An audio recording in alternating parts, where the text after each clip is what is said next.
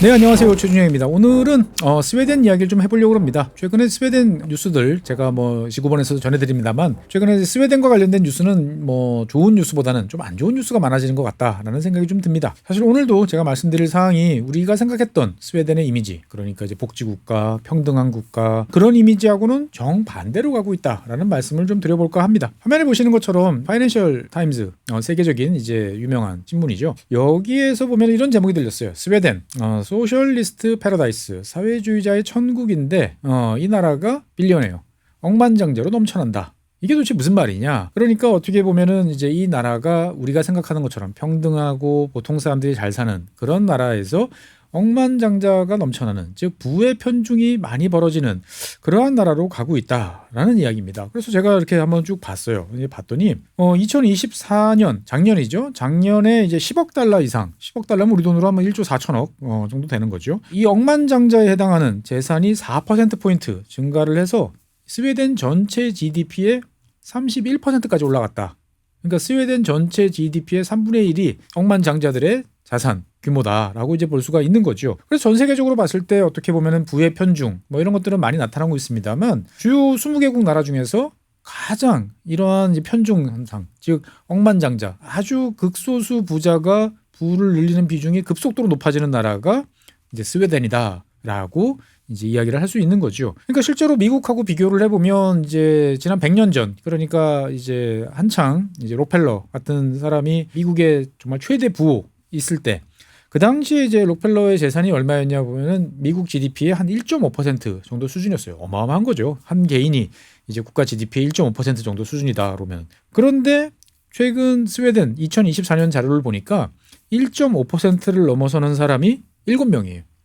그러니까 1910년 미국에서 부의 편중, 어떻게 보면 대재벌, 자산가 이런 사람들이 어마어마했을 때 미국 전체 GDP 1.5%를 넘는 수준의 자산을 보유한 사람은 록펠러 한 사람이었어요. 그런데 2024년 스웨덴에서는 그 록펠러보다 높은 비중을 갖는 부를 소유한 사람이 7명이다. 그러니까 1910년의 미국, 2024년의 스웨덴, 어느 나라가 더 부의 편중이 심하느냐라고 보면 오히려 스웨덴이 더 부의 편중이 심한 나라로 지금 변했다. 라고 이제 볼 수가 있는 거죠. 실제로 이제 보면 내가 미국의 이제 테크 기업처럼 내가 창업을 해서 내가 기업을 키워서 돈을 많이 벌었어. 이거야 솔직한 얘기로 뭐라고 할 수 없는 거죠. 따지고 보면 록펠러 같은 경우도 창업자잖아요. 내가 부를 만들어 가지고 돈을 벌었으니까 여기에 대해서는 어떻게 보면 인정할 건 인정해야 되죠. 그런데 스웨덴 같은 경우에 보면은 이러한 억만장자 빌리언웨어들의 자산의 70% 이상은 상속이다 라는 거죠. 그러니까 물려받은 자산을 통해서 더 돈을 버는 그러한 것들이 지금 일반화되고 있다라고 말씀드리겠습니다. 어쨌든 사실 이거는 스웨덴뿐만 아니고 유럽 전체의 고민이에요. 그러니까 이 억만장자, 돈이 많은 사람들의 상속 재산 비중이 이제 스웨덴보다 더 높은 나라, 프랑스, 독일 이런 나라들이라는 거죠. 그러니까 세금을 많이 걷는다고 그래서 이러한 상속을 통한 부의 이전 이런 것들이 막아진다라고 보기는 어렵다라고도 볼 수가 있는 거죠. 어쨌든 이제 파이낸셜 타임즈의 이런 뉴스를 보고 정말 그래? 라고 생각이 돼서 이것저것 이제 보다가 문득 생각이 난 게, 이게 이제 2년 전인가 3년 전인가 짜고 한 이런 책, 지금 보시는 것처럼 이 탐욕스러운 스웨덴이라는 제목입니다.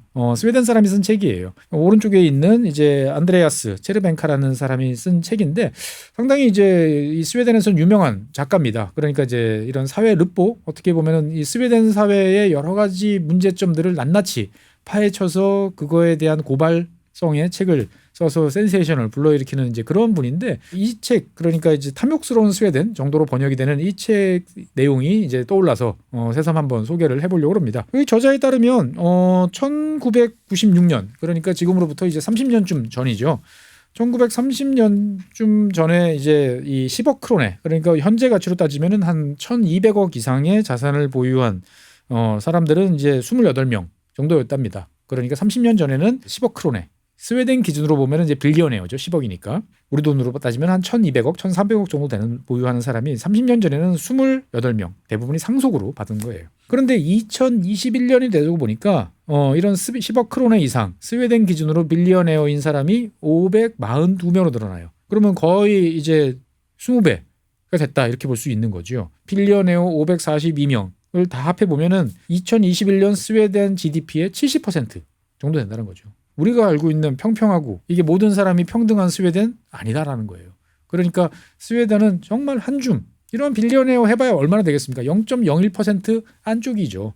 그러한 사람들이 보유하고 있는 자산이 스웨덴 전체 GDP의 70%에 육박한다라고 이제 보여지는 거죠. 즉 스웨덴 전체적으로 봤을 때 보면 미국과 비교를 해보면 10억 달러 이상의 자산을 보유한 사람이 인구 100만 명당 스웨덴은 4명이에요. 인구가 적으니까 스웨덴이 인구 한 1000만 명 정도 이제 되는 나라죠. 미국 같은 경우에는 인구 100만 명당 따지면은 2명이라는 거예요. 그러니까 실제로 보면 어느 나라가 더 부의 편중이 심하느냐? 우리는 당연히 미국이다 생각하지만 이 저자에 따르면 그렇지 않다라고 이야기를 하는 거죠. 그러니까 이제 실제로 어느 정도의 부의 편중이 심해졌냐면은 1991년부터 2021년까지 스웨덴 전체 스웨덴 사람들의 평균적으로 봤을 때 자산은 770% 증가를 했습니다. 오, 많이 늘었다라고 볼 수 있는데 억만장자 같은 경우에는 3000% 이상이 증가를 했다고 합니다. 그러니까 1996년, 2021년 그 사이에 스웨덴이라는 나라에서는 어마어마한 부의 편중이 이제 발생을 했다라고 보여지는 거죠. 그래서 전체로 놓고 보면 스웨덴 사람들을 쫙 일렬로 세워놓고 보면 상위 10%가 전체 자산의 74%를 보유하는 데 비해서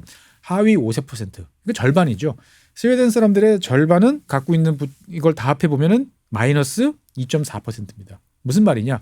빚이 더 많다는 거예요. 그러니까 상류층은 어마어마한 부를 막 챙겨가고 있는데 절반은 한 사회에 절반은 오히려 다 합해보면 부채가 더 많은 그러한 상황에 놓여 있는 게 지금의 스웨덴이다라는 거죠. 사실 이런 이야기를 듣다 보면은 야, 우리가 알고 있는 스웨덴 세금 어마어마하게 많이 걷고 막 이런 생각들을 많이 들잖아요.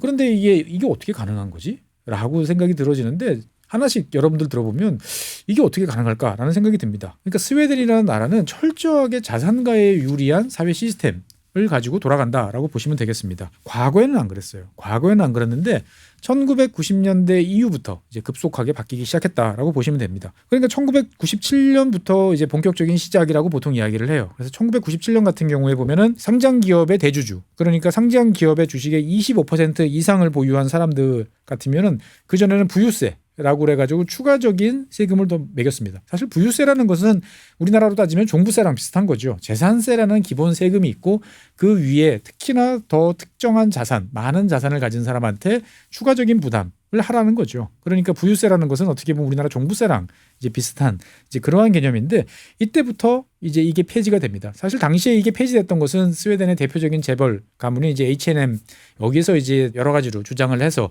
이게 이제 반영이 됐던 건데 그 다음서부터 점점 이런 경향들이 이제 강해지기 시작을 합니다. 즉 처음에는 이제 25%가 최대 주주죠. 그러다가 2003년 21세기 들어서 2003년이 되면 대주주들이 갖고 있는 배당금에 대해서도 세금이 폐지됩니다. 이때는 또 특이하게도 대규모 그러니까 소규모 주식을 조금씩 갖고 있던 사람들이 아니고 10% 이상 대주주 배당에 대해서 세금이 폐지가 돼요. 그리고 2004년에는 여러분 잘 아시는 것처럼 상속세, 증여세가 폐지됩니다. 우리나라 같은 경우는 최근 들어서 이제 상속 증여세 너무 높다 관련해서 정치적 이슈가 많이 되는데 그때마다 등장하는 게 스웨덴이죠. 스웨덴 같은 경우는 없다. 맞아요. 팩트 체크를 해보면 맞습니다. 그래서 2004년 벌써 20년 전에 상속세와 증여세가 다 없어지고 2007년도에는 형식만 남아있던 부유세가 완전히 폐지됩니다. 그리고 이제 2008년에는 재산세가 없어집니다. 재산세가 없어요. 부동산, 주식, 기타 자산 다 포함해가지고 재산세라는 게 없어집니다. 그러니까 자산가 입장에서 봤을 때는 내가 자산을 보유하면 우리나라에서도 뭡니까? 내가 비싼 아파트 한강이 보이는 45억짜리 70억짜리 아파트를 보유하고 있으면 야 좋겠다 하다가 잠깐만 재산세 얼마지? 종부세 합하면 얼마야? 라고 생각하면 야 줘도 내가 못 갚겠다 라고 생각들을 하는 게 이제 대한민국 2025년의 풍경인데 스웨덴은 전혀 그렇지 않다라는 거예요. 그러니까 아무리 비싼 집을 가지고 있어도 스웨덴에서는 재산세가 없어요. 완벽하게 없는 건 아니에요. 그러니까 뭐냐면은 일반 주택에 대해서는 세금은 없고 프로퍼티 차지라고 그래가지고 이제 부동산 뭐라고 해야 되나요? 이거를 자꾸 한 뭐 수수료라고 해야 되나요? 이런 것들은 징수를 합니다. 그래서 이제 과세 기준은 있어요. 과세 기준은 뭐냐면은 우리로 따지면은 뭐 이제 공시지가 같은 시가가 아닌 별도의 이제 책정 기준이 있는데 여기에 0.75%입니다. 그러면은 이제 우리로 따지면은 우리로 생각하면은 공시지가의 0.75% 뭐 그 정도면은 뭐 리즈너블한 거 아니야? 근데 왜 세금이 없다고 그래?라고 이야기를 하는데 문제는 뭐냐? 이게 상한선이 있어요. 그러니까 내가 100억짜리 집을 가지고 있어. 그러면은 100억짜리 집의 과세 기준 공시지가가 한 75억이야. 그럼 75억에 다시 0.75%를 곱해. 이게 아니고 집이 500억짜리든 1000억짜리든 상관없이 최대 얼마를 내면 9,287크로네를 내면 돼요. 이게 우리 돈으로 환산하면 얼마냐? 133만 원이에요. 내가 스웨덴에서 가장 좋은 저택을 보유하고 있어도 재산세로 내는 것은 133만 원이면 끝. 비싼 단지를 보유하고 계신 분들 같은 경우는 이제 한 채만 가지고 있어도 수천만 원의 재산세, 종부세를 부담을 하죠. 이게 이제 두 채, 세 채 나가면은 이제 더 늘어나서 이제 몇 억씩 재산과 관련되는 재산과세를 이제 부담을 해야 되는데 스웨덴은 없다. 그런 상황이에요. 그러니까 당연히 집값이 올라가고 그것을 통해서 더 많은 이득을 얻는 사람들은 그냥 마음껏 자산을 불려 나갈 수 있는 거죠. 그러면 집을 팔면 어떻게 되느냐? 양도세에 대해서는 한 22% 정도의 양도 차익, 양도세를 물어야 됩니다. 이거는 뭐 당연히 소득이 발생한 거니까요. 근데 재밌는 점은 이제 자본 이득, 그다음에 투자 소득에 대해서는 30% 이제 과세를 합니다. 그러니까 이제 어떻게 보면은 부동산보다 주식이나 이런 걸 통해서 받는 소득에 대해서 과세가 더 세다라는 점에 대해서는 우리로서는 또 납득이 잘 안 되는 이러한 면들이 있는데, 특징적인 점은 뭐냐면은 이 자본이득, 그다음에 투자소득에 대해서는 세율이 단일 과세예요. 그러니까 아까 주택 양도세도 마찬가지고 다 그냥 22%, 30%. 그러니까 심플하죠. 그러니까 이게 이제 어떻게 보면은 우리는 보통 누진세라는 거를 적용해야 되는 걸 당연하게 생각을 하죠. 이 규모가 크다든지 볼륨이 커진다든지 하면은 당연히 누진세를 적용하는 건 당연한데 누진세 없다라고 이제 보시면 되겠습니다. 그러니까 이제 어떤 극단적인 일이 벌어지냐면은 내가 회사를 상장을 해요. 상장을 해가지고 3억 2,300만 크로네, 우리 돈으로 따지면 한 460억 정도의 이제 수익을 이제 올렸다라고 그러면 이 수익에 대해서 얼마의 세금을 내냐면은 18%의 세금을 내면 됩니다. 세율이 비싸네라고 생각되지만 스웨덴은 이 근로소득이 훨씬 더 냉정합니다. 그러니까 스웨덴에서 그냥 이제 간호사 일하시는 분들 보통 한 2만 크로네, 월 한 2만 크로네 정도 법니다. 그러면 이제 1크로네가 보통 우리 돈으로 한 150원 정도 되니까 우리 돈으로 따지면 한 300만 원 정도 버시는 분이에요. 그러니까 정말 그냥 이제 평범하게 사시는 분이죠. 그래서 이분이 얼마를 세금으로 내냐? 소득세로 21%를 내요. 월 300만 원을 버시는 분이 세금 21%를 내야 되는데 450억, 460억 정도를 번 사람은 18%를 내면 끝이라는 거죠. 세율로 따지면은 근로소득이 훨씬 더 많은 부담을 하는 나라가 스웨덴이다. 그러다 보니까 실제로 보면 이게 이제 엄청난 빈부격차를 만들고 내고 있습니다. 그래서 전체 인구의 15%가 중위소득 쭉 세웠을 때 가운데 중위소득의 60% 이하, 보통 중위소득의 60% 이하를 우리가 빈곤층이라고 보통 평가를 합니다. 그러니까 스웨덴 전체 국민들의 15%는 빈곤층 이렇게 보시면 되겠고요. 그 다음에 이제 이런 빈부격차가 이제 커지는 가장 큰 요인은 자산 가치, 그 중에서도 부동산, 특히 주택의 가치가 높아지는 것도 큰 역할을 하고 있습니다. 그러니까 이제 빅맥 지수로 비교를 해보면 빅맥 같은 경우가 1996년하고 지금하고 이제 비교를 이제 해보면 1996년에 30크로네였던 이제 빅맥이 지금은 한 40크로네 정도 됩니다. 별로 안 올랐죠. 근데 만약에 아파트 가격만큼 올랐다 그러면은 240크로네가 됩니다. 그러니까 다른 물가에 비해서 주택, 임대료 이런 것들이 월등하게 올랐다라고 이제 보여집니다. 그래서 실제로 보면 주택 가격, 그다음에 임대료 이런 것을 포함한 생활비로 따져보면 1995년서부터 2022년까지 스웨덴 같은 경우는 244%가 올랐어요. 그러니까 EU 전체적으로 봤을 때 보면은 한 51%가 비교하면은 스웨덴 사람들은 훨씬 더 비싼 생활비 증가 에 시달렸다라고 볼 수가 있는 거죠. 특히나 이것이 주택이라든지 임대료 이런 거와 관련돼 있는 사항들이 많다 보니까 훨씬 힘들어질 수밖에 없는 거죠. 그래서 이제 1996년에서부터 2021년까지 스웨덴 전체 주택에서 봤을 때 보면 제곱미터당 판매 가격은 한 800% 정도 올랐다라고 볼 수가 있는 거죠. 그러니까 어떻게 보면 스웨덴 전체니까 스톡홀름 같은 대도시는 이거보다 훨씬 더 올랐다라고 이제 볼 수가 있겠습니다. 그래서 이제 이 민간 부문의 부채를 따지면 스웨덴에서 경제활동 인구에 있는 사람들이 벌어들이는 소득의 2배예요. 그러니까 부채에 다 짓눌려 있는 사회가 이제 스웨덴이다라고 이제 볼 수가 있는 거죠. 그래서 민간과 공공부채를 다 합하면 우리는 보통 이제 공공부채가 정부가 짊어지고 있는 부채가 GDP 대비 몇 프로다. 뭐 일본은 200%, 뭐 미국은 130% 이렇게 하는데 스웨덴 같은 경우는 민간 부채와 공공부채를 다 합하면 GDP의 313%입니다. 그러니까 어떻게 보면 사회가 돌아가는 게 정말 빚으로 돌아가는 그러한 사회가 스웨덴이구나라는 생각도 드는 거죠. 그러다 보니까 집값은 올라, 임대료도 올라, 그러니까 세금은 많이 걷어가. 그래서 월말이 되면 이제 다음 새로 이제 급여가 돌아오기 전에 돈이 다 떨어졌다라고 답하는 사람의 비중이 33%입니다. 특히 젊은 층이 더 그래요. 그러니까 만 18세에서부터 29세 같은 경우에 보면은 마지막 주 정도는 그냥 밥을 굶는다. 라고 답을 하는 사람들 매우 많습니다. 그러니까 이제 실제로 보면은 스웨덴 전체로 보면은 은행들은 여기에 이제 또 일조를 하고 있다라는 이제 비판이 높아지고 있습니다. 대표적인 은행인 뭐 스웨드뱅크 같은 경우 스웨드방크죠. 여기 같은 경우는 전체 수익의 60%, 그 다음에 이제 한델스방크 같은 경우도 전체 수익의 50%가 아파트 주택담보대출 그 이자 수익으로 전체 수익을 내고 있다라고 이야기를 합니다. 그러니까 중산층 같은 경우는 집값에 짓눌려서 하지만 어쨌든 자산을 보유를 했으니까 뭔가 이러한 흐름에 동참을 할 수가 있으니까 그래도 미친 듯이 집을 삽니다. 반면에 이제 도저히 내가 빚을 내도 집을 살 수 없는 사람들은 생활비가 없죠. 그러다 보니까 우리로 따지면 뭘까요? 대부업체 같은 이런 쪽에 갑니다. 우리는 이제 대부업이라고 보통 쉽게 이야기를 하지만 이 많은 국제적으로 봤을 때는 이제 무담보 대출이라고 보통 이야기합니다. 좋게 말하면 신용 대출이지만 약탈적 대출이죠. 이런 무담보 대출이 2008년부터 2018년 한 10년 사이에 스웨덴에서는 10배가 늘어납니다.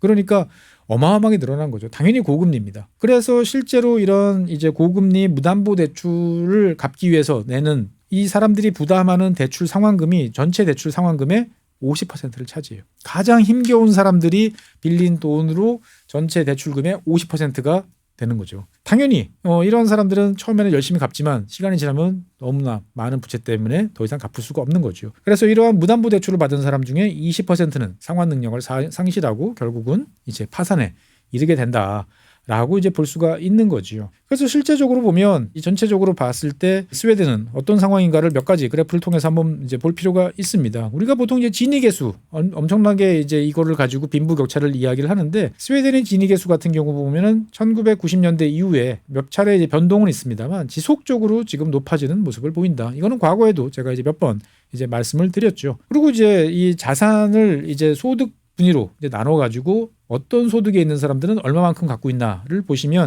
실제로 이제 스웨덴의 많은 사람들 그러니까 이제 10% 20% 이렇게 쭉 나눠가지고 한 95%까지의 사람들은 이제 연금 또는 위험 리스키한 뭐 주식이라든지 이런 중에 소득을 좀 보유를 하고 있습니다만 대부분의 사람들 같은 경우에 보면은 이제 연금과 현금이 대부분을 차지를 하고 있습니다. 그런데 이제 상위 99%, 그 다음에 여기서부터 99.99%, 그 다음에 탑 0.01% 이렇게 올라오면 이 사람들의 자산은 이제 여러 가지 뭐 주식이라든지 이런 프라이빗 에퀴티로 이제 바꾸게 되는 거죠. 당연히 여기에 따른 수익이 올라가면 어마어마한 부를 얻게 되는 거죠. 즉 스웨덴 주식시장이 좋아진다라고 그러면 스웨덴 대부분의 사람들은 전혀 관련이 없다라고 이제 볼 수가 있는 거죠.